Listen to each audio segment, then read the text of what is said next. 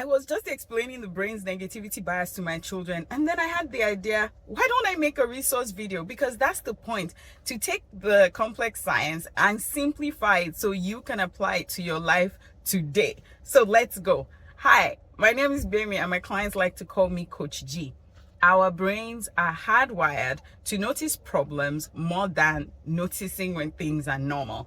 It's the same thing with pain. Our brain and body register pain on a higher scale than we register pleasure. And this phenomenon is called the brain's negativity bias.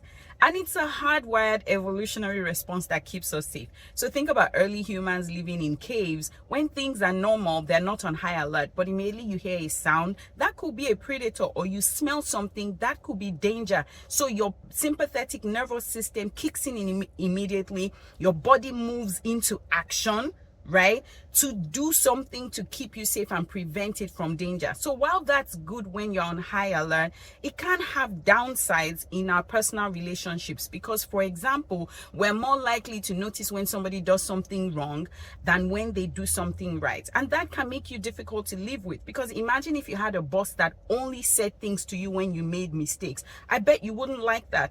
Or you're with a partner who only talks about the things that you do wrong, or as a child, your parent only speaks up on your mistake.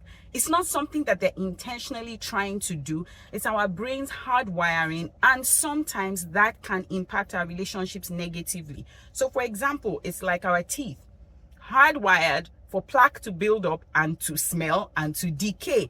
So we use intervention. So we brush our teeth regularly to mitigate for our teeth's natural tendency to decay. In the exact same way, we have to use interventions to mitigate for our brain's natural tendencies. So what's the intervention for the brain's natural tendency to notice problems?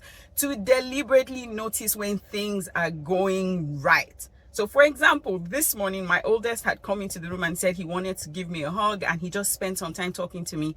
And I noticed that that felt good. So because I'm consciously rewiring my brain's natural tendency to notice problems, I noticed that something felt good. And later on, I was telling him about how I liked that because of how it made me feel.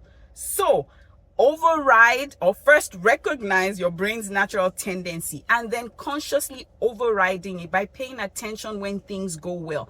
If something happens and it makes you feel good, check in within yourself and register that. And then if it's something that is relational, you can make an effort to let the other person know, which increases the likelihood that it will happen more frequently.